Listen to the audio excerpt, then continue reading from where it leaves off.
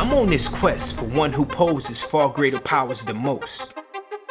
It's been a long time coming, but we here now. The sunlight weakened the powers, so at night I took into account to find this cave for the love of the Count Dracula. Formerly known as the Gun Bar King, got his start out of Maryland. Since a kid battle rapping in middle school, Tay Roc was able to make a name for himself by the time he was 16 years old. Cause nigga, when I skeet her, she rub that white shit in her face like Noxzema. Oh, Noxzema, bitch, you bought rocks. Steal from me, I find your mother finger in a Newport box. Now I remember where I was, what I was doing, and the exact emotion after witnessing this clip 10 years ago. It's like trying to crush a rock with a fly swatter. Makes sense, nigga. It wasn't just about that bar. It wasn't about the brash delivery. It was the passion that was on display, behind the pictures being painted. As a young adult out of the state in New York City making noise, he would garnish the attention of Smack. And it was here where his career started and rose to a whole new level of success. Bitch, suck my dick, cause my milk does a body good. You wanna move with me, you not ready. So I advise this nigga be bop, cause rock steady. I hit him with the... There was a stretch where he was considered the face of URL. And as the one in charge, that came with a major responsibility. A burden that's heavy to carry. We call that heavy as the head that wears the crown. Challenges and failure is the flip side of success. And in the same breath, success is the flip side of failure. Consequently, as much as you fail, you will succeed. I say all that to say this. It is these controversial moments that Dracula persevered through. Roc has turned it all around. For an MC whose stock is still on the rise after all these years in this game, I sit back and ask myself how and why, after all he's been through. As one of the most consistent in the history of battle rap, I needed to know more. Now I'm no speleologist, nor a chiropterologist. I'm just Battle Rap's fanatic. I'm here to discuss what I'm sent for with the Gun Bar King Dracula in this edition of Encore.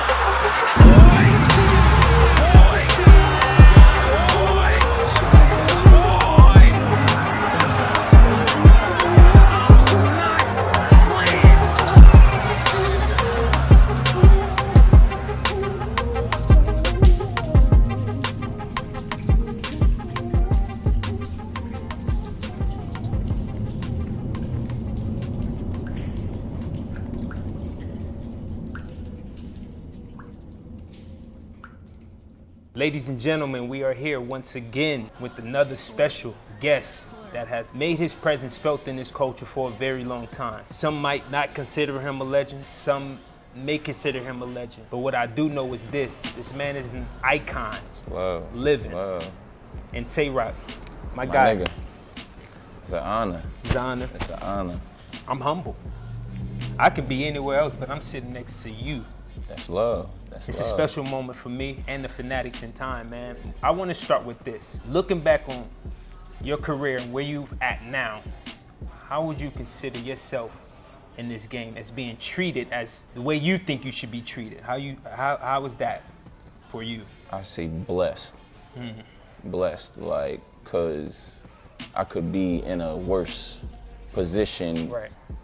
Especially coming from where I came from, right? Like, you know, the beginning, like, and there's not a lot of people that's around now that's from my era. So like, I'm definitely blessed to still be like favored with all of the new talent that's out and everybody that's been around. Like, that shit is definitely like a blessing, like, for real. But I definitely feel like I worked to receive that blessing. Like, I'm gonna take it back for a second. 2004, 2005, around that time, I was heavy Cassidy fan when it came to the punches, right? So obviously from Philly, and around this time he had a guy by the name of Murder Mook. You know, around in that same area, right? And within New York, you know, challenging Cassidy. When it came to that scenery for me, that guy along the East Coast was you for me, right? You know, a lot of guys say Murder Mook, a lot of guys say Rex. When I got heavily involved with East Coast battle rap, I wasn't following nobody. I'm talking about Big Cat Rock. Right. Like the guy that was outside. I remember vividly. And this is what made me a fan. It probably sound old as shit today, but you told some nigga. I think you said something like you said I put your head in the water like you bobbing for apples. Like you bobbing for apples. This shit was so long ago, but when you said this, I said this nigga is the truth. That's crazy. Watch how you spit, y'all. The gun so big, when I hold it, it looks like I'm playing the guitar. But I'm not. I'm really aiming to hit y'all. I crack you in the back of your head, give you a split skull. Keep calling for battles. I'ma duck your head in the water like you bobbing for apples. And it may sound like plain as fuck right now, but back then that shit just hit so hard. I remember that shit. I was 16. You was punching crazy as a young. Mind you, I'm a Cassidy fan. So when cats bring up Murder Mook in the East Coast battle rap scene and cats that was really putting on, for you being a young guy, your voice was definitely heard, man. And I wanted to tell you that in person. You was definitely heard. Like I'm a Cassidy fan. Like Cassidy was the one that inspired me as well. Like, you get what I'm saying? Like as a youngin', like I was watching all his freestyles and shit. The majority of Philly inspired me, period. Like, you know what I mean? A lot of them niggas, like the Kaboom nigga, his whole team, NH, like I was inspired by all of them, Reed, all of them. Like just to come in and actually share the game with these niggas is like, it's been a blessing for real. It's definitely been a blessing. To go through the ups and downs in this thing, having the accolades, ridiculously amount of wins, the star quality, skill, longevity, to me is what considers someone a legend in this game, in which I feel you are. So, did you ever feel like you would get to this point? Nah, I didn't.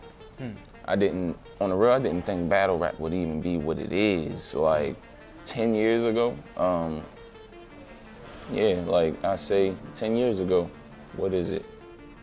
That was my first check.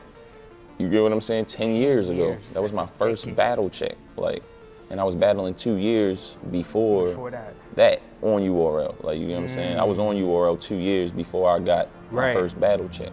So like, yeah. Why was it important for you to change the perspective? I mean, of course, you have that persona you know, the Gun Bar King, but I felt like you went in a different direction with adding more tools to your arsenal. Why was it important for you to make that transition? I felt like I had to, like, the game just started changing, like, as far as what people like. Like, I felt like, as far as my style, I didn't need to switch, like, what I'm saying. I just need to kind of make it similar to what these niggas is doing. Like, you get what I'm saying, in my own way. And that's kind of, I feel like that's kind of like what kept me around. Like, I literally would study these niggas. Like, every new nigga that came in, I watched. Like, you know what I'm saying? The Briz, T-Top, Chess, John when he first came in, Bill Collector, B Magic. Like, I watched all of them. And I actually, in battling each and every one of them, I learned from them. So you get what I'm saying? Like, every time I battle somebody, I learn something and I add it with what I do.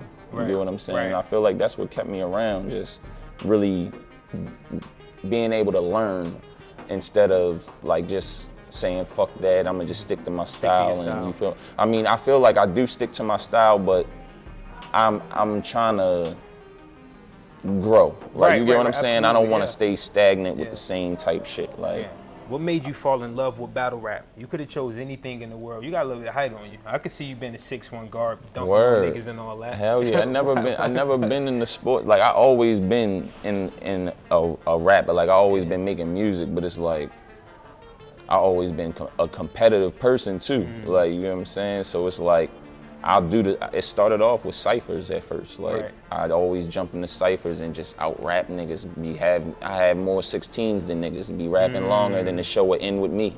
Type shit. And that's how I ended up battling. Like, it'd go from ciphers to that type shit. Like, usually it'd be like a cipher of 4 niggas, and before you know it, it's me and another nigga going for 10 minutes, different rounds. Like, oh, that's a battle now. You get what I'm saying? Like, when you trade verses, it definitely considered a battle. We talked about it 10 plus years and been doing it way before that.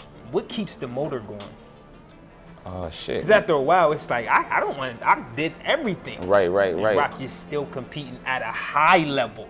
Not just competing. You know the guys I'm talking about who just compete. Yeah. But you doing it at a high level. The thing that really keep me motivated now is like, I feel like back then, like I said, I didn't know battle rap would be what it is now, but now that it is what it is, like I see it becoming something bigger.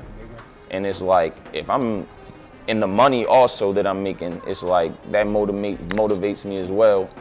And as it should. And the competition is coming in, I feel like if I slack, they could easily take my spot. Like, you get what I'm saying? Like, I don't want to lose my spot. Right. I'm gonna fight as hard as I can for that. I don't think I'm gonna ever stop until this shit is over. Right. Like, you get what I'm saying? And who knows when this shit'll be over. Right. Like, Let's go back in time. DNA versus Tay Roc. yeah. You remember that battle? Yeah, that was right at the Clips rematch. One of my greatest moments ever Yeah. in the history of That battle was big rap. for me. That shit was a movie, You said, bro. I would have looked back at your ass and told your ass, get your ass Get the your fuck ass out the of fuck. here. You ain't getting your other half, son. Get your ass the fuck out of here. No! Get them kicks the fuck out of here. I already bodied the nigga that right for you. Get Clips the fuck out of here. How dare you diss my nigga saying, get smacked the fuck out of here. If I was smacked, I would have stepped back like, you ain't getting paid your other half, son. Now get your ass the fuck out of here. One of the greatest moments in battle rap history. Got it, for me, at least top 5. For me too. That was crazy. I didn't think, and what's crazy is when I had wrote that shit, like, when I was performing it, like, going over the shit, I never in my mind thought to use smack voice. Like, I just was like, I'ma just rap it. But right on stage in my mind, it was an instant decision, like, impersonate him. That's insane. You ain't getting your other half, son. Like, That's the crowd insane. went crazy. I'm like, oh my God. I would have betted $1 million that you rehearsed that shit weeks and weeks leading up to that battle. It was That shit perfect. was crazy, bro. I mean, Smack even lost his mind. Yeah, Smack don't he lose lost his his mind. mind. He Nah, he loses lost his his mind, but it mind. got to be crazy. Yeah, it gotta and that be. was a moment that was extra crazy. Yeah, that's a fact. Give me 3 besides that, in your opinion, Tay Roc's greatest moments. Give me 3. That one, No, we're gonna exclude that one. That's my all shit. right, That's I'll me. say, I'm taking I'll say that. Give my me first, 3. the ending of my first round versus Briz. You know, the Summer Madness coming. I feel like Smack bugged out when I ended that shit. Like, he was bugging when I said that shit. Summer Madness coming, Calico stop running, conceited, how you 4'5" and still ducking, John talking shit.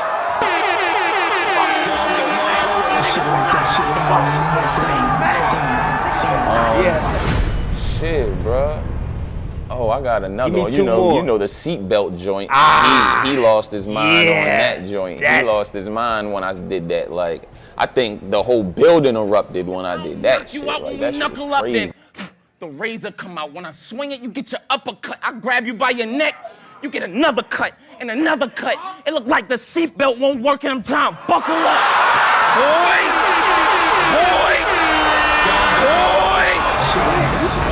I'm talking about that can be literally all time, top 10 shit. I got some moments, bro. Give me another one. That's 2. Give me another one. Give me 1 more. Oh, man. I know I got a couple of joints. Shit. Give me 1 more. Let me think. I'm trying to think after the Hollow joint. Look, I'll cheat for you. Showcases. All right, I was gonna go Just to. I didn't go to want, that. Look, That's I was a gonna go-to. go. Look, I was gonna cheat and go That's to a that go-to. 2-on-2 with me and Surf and just say like, or you could go Beasley, there. Oh you feel my me? God. Big T fingers after lunch. Do them greasy. Before the shot, A-shirt. After the shot, Yeezy. Before the cut, Shumper. After the cut, Beasley. Before the cut, after the my cut. You feel God. me? Like, it's mad moments. I think the showcases. The showcases was crazy though. Creatively. That was definitely a moment. Me and Chess Creatively. definitely. All hell raises. Them the 12 gauges. Them the shell cases. That's crazy. That's fire. I don't know how y'all got the points to make that. Bro, Chess, that was his how did idea. that- He was like, bro, let's just have these. And when he did it in the hotel room, like, listen. I'm like, oh yeah. Yeah. Quarters though. We had to use quarters. It had to be quarters. Like, he's like, gotta be quarters. Listen how the nickels sound. I'm like, oh nah, the quarters, yeah, the quarters. That was is some it. of the flyest shit ever in the Nah. history of battle rap. I mean, you got a lot of moments, man. A lot of moments. Let's take a step outside the ring, and just talk a little bit about, you as an individual. What matters more to Roc outside of battle rap? Bro, my kids, bro, my music. You know what I mean? My music is definitely all I'm really like trying to tap into. I'm not really trying to get signed or nothing. I'm just trying to stay independent and find a way. We in Philly. Ace, the vibes is back, nigga. Gang. All of that fuck shit, you know we prepared for. If it's about money, we don't play fair for. If you ain't cave, fuck is you here for? I ain't turned up yet, fuck is you scared for? Fly to your city, we land at the airport. I send them bats in the sky like the Air Force. Dracula. I feel like I got a nice solid following with what I've been building. Like this year, I really started taking it serious since last year. Like I've been putting out tapes here and there, but I really wasn't taking this shit serious. Right. But like 2020, I really started taking this shit serious. So now I'm just like, with what I've been building, I believe that I can go somewhere with what I got going on. Spend your days making disses cause your battle money ran through. Nobody booking you, so this the only thing you can do. It's funny cause before you was hating, you was a fan too. Your dirty ass dreads need some shampoo.